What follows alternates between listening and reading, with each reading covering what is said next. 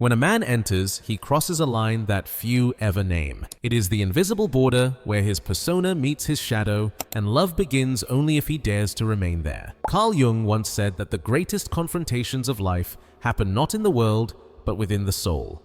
And nowhere does that inner battle emerge more fiercely than in the first instant of intimacy. For years, the world has simplified what happens in that moment. It has reduced it to flesh, to release, to the chemistry of desire. Yet beneath the silence of skin lies something deeper, a storm of emotions that men rarely confess.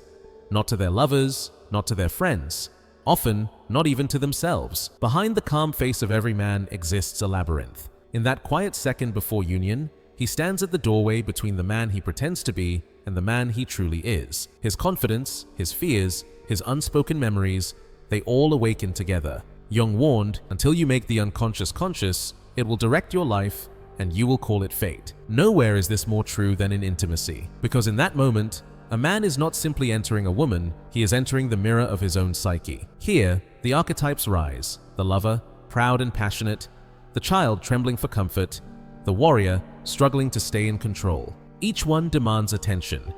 Each one shapes what follows. This is why intimacy is never simple. It awakens contradictions, tenderness and hesitation, passion and withdrawal, closeness and sudden silence. In this series, you will discover what lies beneath those contradictions. 5 hidden Jungian truths that reveal what a man really feels when he goes inside a woman. These are not shallow theories about attraction or technique.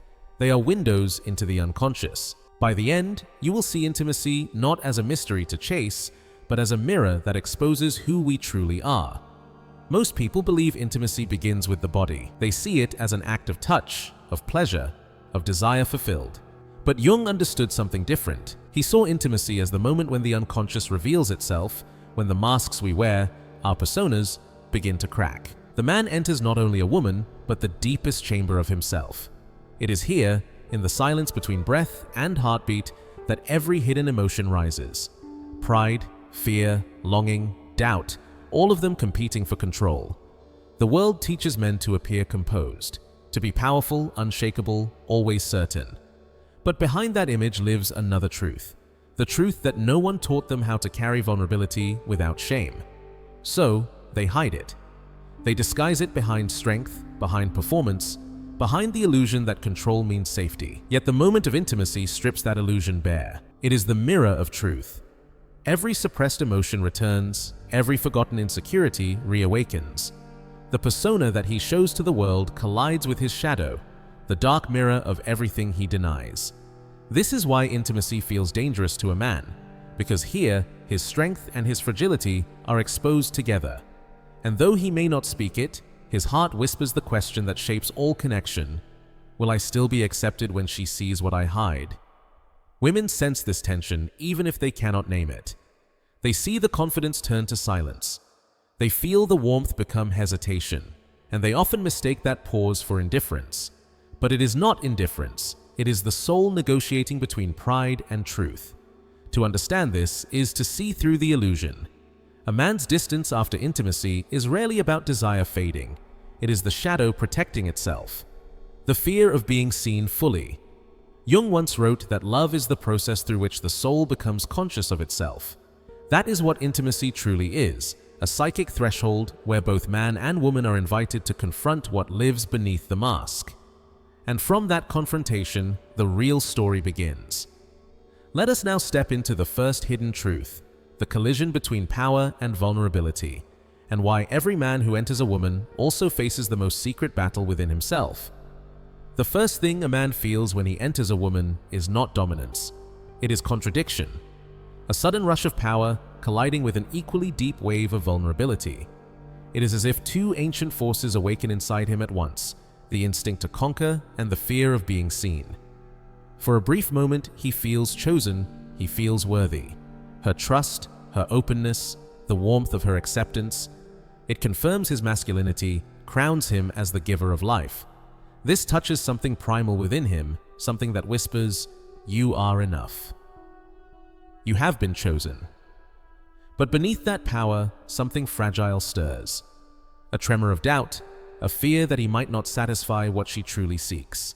And this is the part he hides most carefully. Behind every confident motion, behind every proud rhythm, there lives a small voice asking, "Did she feel me? Did I reach her soul, or only her body?" Women often sense this change.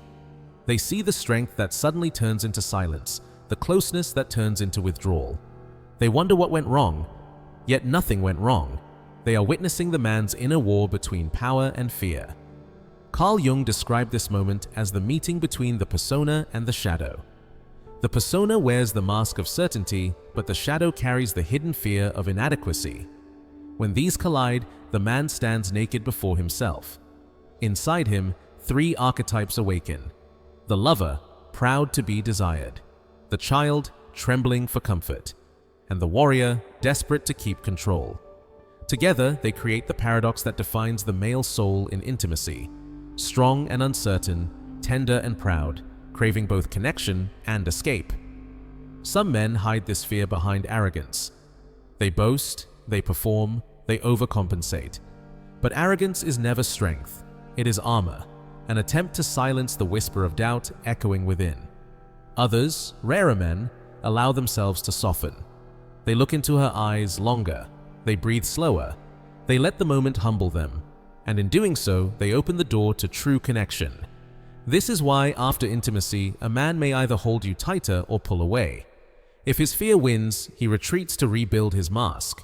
If he feels safe, he leans in, seeking the reassurance that allows him to integrate what he just revealed. Jung taught that what we resist will always persist. If a man resists his own fragility, it will return through projection. He will accuse her of judging him, when in truth it is his own inner critic that torments him. But if he accepts both the power and the fear, he becomes whole. He moves closer to individuation, the unity of his light and his darkness. For a woman, understanding this first layer is essential. Men do not enter intimacy only seeking release. They enter seeking affirmation that their strength and fragility can coexist. When you accept both, you give him something rarer than pleasure. You give him peace. The first layer of intimacy, then, is not conquest. It is exposure. A man feels proud because he has been chosen, and fragile because he fears he will not be chosen again. If the first layer of intimacy is power and vulnerability, the second is validation, the silent search for proof that he is enough.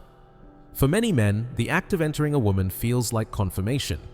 It tells him he is desired, chosen, worthy of touch. In that instant, he feels accepted by the world itself. But this feeling is fragile because it is borrowed from her response, not built from within. Jung taught that what we seek outside is often the reflection of what we lack inside. And nowhere is this clearer than in a man's hidden need for validation. When her breath softens, when her body welcomes him, when her eyes close in surrender, he feels proof of his worth. But if she grows distant, distracted, or quiet, he begins to spiral inward, haunted by the thought that he has failed an invisible test. This is not vanity, it is the shadow speaking. Every man carries within him an old fear, the fear of not being good enough, of being forgettable, of being unseen.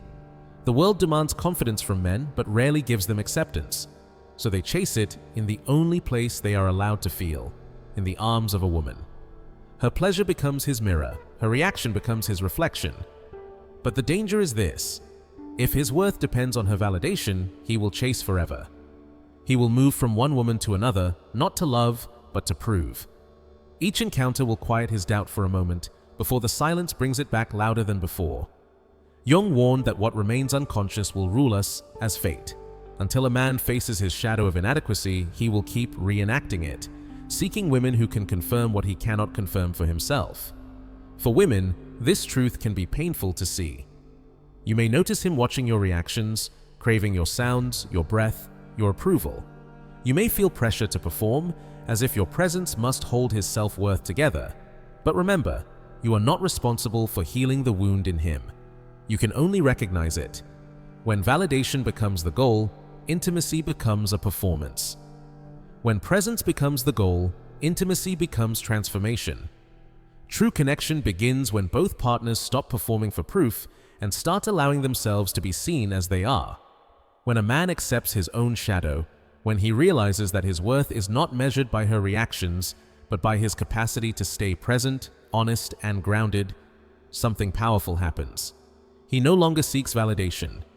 He creates it from within, and that is when his touch changes. It no longer asks, "Am I enough?" It declares, "I am here." The second layer then is a warning and an awakening.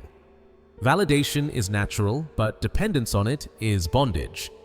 Freedom begins when a man no longer needs to prove his value through her pleasure, but through his ability to remain real, still, and aware.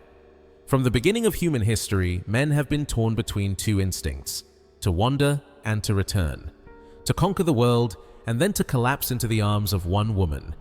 The hunter who travels far always finds himself longing for the same fire that once warmed him.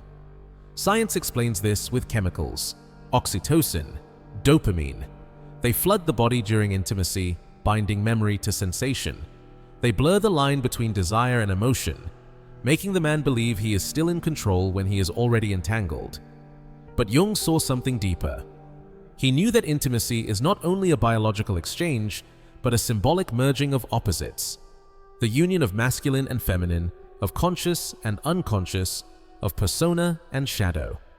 When a man enters a woman, he is not only seeking pleasure, he is meeting his anima, the feminine image of his own soul. It is her body that he touches, but it is his own hidden self that he encounters. This is why a single connection can haunt a man for years. Even when logic tells him it meant nothing, his nervous system remembers her scent, her warmth, her rhythm. His unconscious remembers her as the vessel of something sacred. He may forget her name, but his body remembers the feeling of being whole. Jung warned that when the anima is projected outward, a man mistakes a woman for the missing half of his soul. He clings, not because he loves, but because she carries what he has not yet found within himself. And so, he returns again and again, not always out of love, but out of hunger, the hunger to feel complete. This is the unseen bond that draws men back to the same woman, even when they swear they have moved on. But there is danger here. If he confuses the bond for ownership, he becomes possessive. If he denies it completely, he becomes fragmented, scattering himself across countless bodies, never realizing that he is chasing the same ghost of connection. The truth is brutal. When a man leaves part of himself in another soul, he can never truly escape her until he faces what she awakened in him.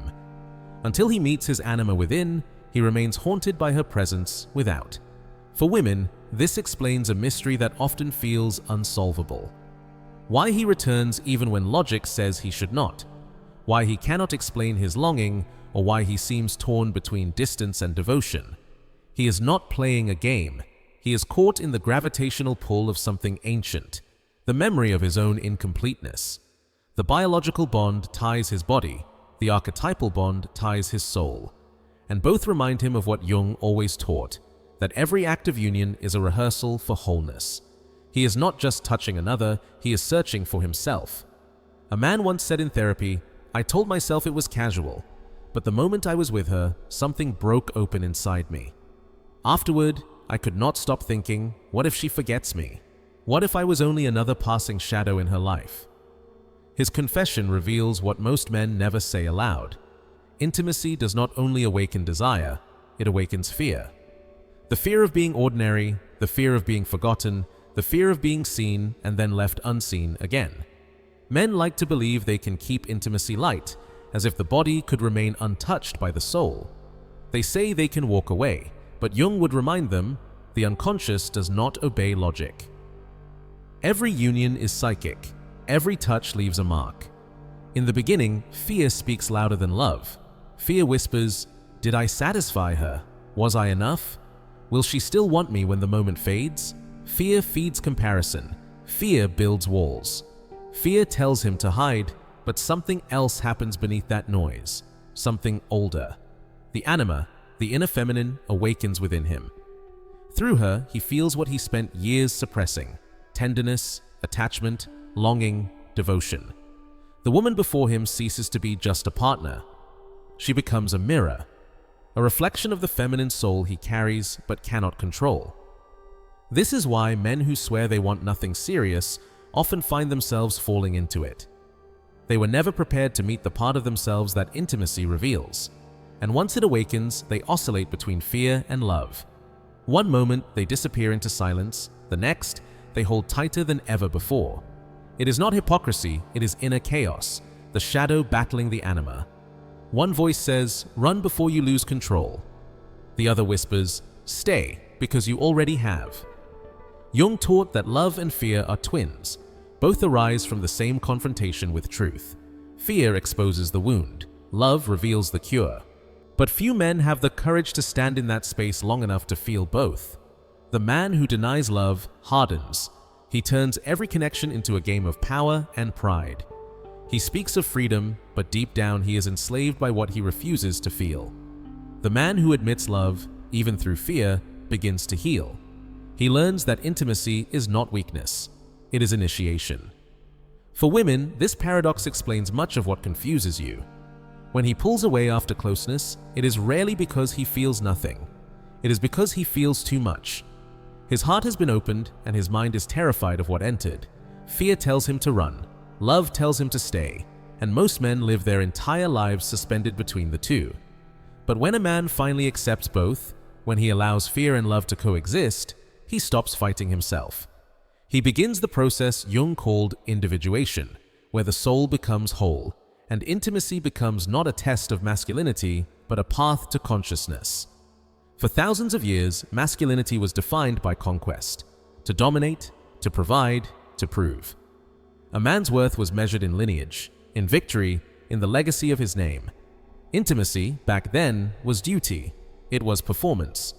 It was the continuation of bloodlines, not the awakening of souls. But today, the battlefield has changed.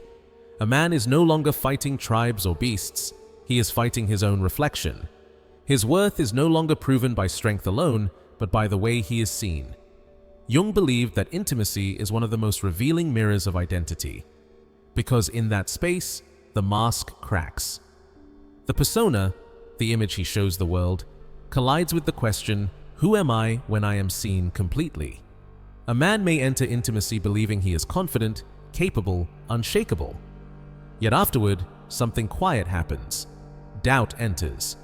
He wonders, did I show up as the man I imagined myself to be? Did she see the real me, or only the version I tried to control? This is the unseen tension between his persona and his self. Intimacy does not only test his body, it tests his identity. Every breath, every touch, every look becomes feedback, not about performance, but about presence. Jung wrote that presence is consciousness, to be fully aware of the moment without defense or disguise. When a man is truly present during intimacy, he does not lose himself in instinct. He awakens within it. He sees her, and in her eyes, he sees himself. But presence is fragile. It can be affirmed or shattered in seconds. A soft touch afterward, a lingering glance, a whisper of gratitude, these can affirm his being, telling him silently, "You are enough simply by being here." Yet coldness, distance, or silence after closeness can fracture him deeply, reviving every shadow of inadequacy he tried to bury. This is why intimacy is never neutral. It either integrates or divides. A man may leave the same encounter either whole or fragmented, depending on whether presence was met with warmth or with indifference. When a woman responds with genuine presence, she becomes the mirror of his anima, the nurturing, guiding feminine within him. Through her, he feels safe enough to integrate his vulnerability. But when she responds with withdrawal or judgment, she awakens his shadow, and the child within him retreats into silence and pride. The modern man carries both worlds inside him, the ancient need to prove and the modern need to be seen. He tries to balance strength with sensitivity, control with openness. And it is here, in this balance, that his truest battle is fought. If he builds his identity solely on her response, he becomes dependent. If he denies her impact entirely, he becomes detached. Both lead to emptiness. But the middle path, Jung's path, is consciousness. To recognize that intimacy is a mirror, but to remember that his reflection belongs to him. For women, this truth carries immense power. Your presence after closeness shapes more than you realize. A word, a touch, a look, they can either anchor his soul or send it adrift. You cannot heal him, but your authenticity can awaken him. The seventh layer, then, is the layer of identity and presence. It is where intimacy stops being about pleasure and becomes about perception, about how a man comes to see himself when he is truly seen by another, because in that mirror he either discovers his wholeness or he returns once again to the shadow. We have traveled through the hidden layers of the male soul: power and vulnerability, validation and shadow, bonding and memory, fear and love, identity and presence. For a man, intimacy is never just a physical act, it is a mirror. A moment where his conscious self meets the forces he has spent a lifetime avoiding. It reveals both his courage and his fragility, his need to be chosen and his fear of being exposed. It strips away the armor he shows to the world and leaves him face to face with the one truth Jung never stopped teaching. Until you make the unconscious conscious, it will direct your life, and you will call it fate. Intimacy is where that fate begins to change. It is where the hidden forces inside him come to light: the need for validation, the fear of rejection, the longing for love, and the silence that hides them all. To understand this is to see beyond the surface of men. Behind confidence, there is confusion. Behind distance, there is overwhelm. Behind pride, there is the ache to be truly seen and still accepted. For women, this understanding is liberation. It frees you from taking his contradictions personally. When he withdraws, it may not mean indifference, it may mean exposure. When he clings, it may not mean weakness, it may mean awakening. And when he seeks your presence after closeness, it is not approval he craves, but the quiet assurance that he was not invisible when he showed you his soul. For men, this awareness is transformation. To embrace fear without shame. To allow love without surrendering strength. To accept that intimacy is not the loss of power, but its evolution. That is the beginning of individuation, the integration of every archetype, the merging of persona and shadow, the awakening of the self that no longer hides. When a man understands this, he stops chasing pleasure and begins seeking presence. He no longer needs to conquer women to feel alive. He learns to conquer himself. And through that mastery, love becomes something sacred, not an escape from loneliness, but a journey toward wholeness. Intimacy, then, is not about two bodies meeting. It is about two souls remembering what they have forgotten, that love is not found in perfection, but in the courage to stand naked in truth. Jung believed that every encounter between a man and a woman is an invitation to consciousness. Each touch, each silence, each breath shared in vulnerability brings both closer to their true nature. The goal was never to win each other. The goal was always to meet yourselves. If this message resonated with you, remember to carry it beyond this moment. Do not fear the shadow. Do not run from the parts of you that tremble in love, because in that trembling lies your humanity. And only by walking through that darkness can you awaken the light that was buried beneath it. Intimacy is not where the story ends. It is where the soul begins to see itself.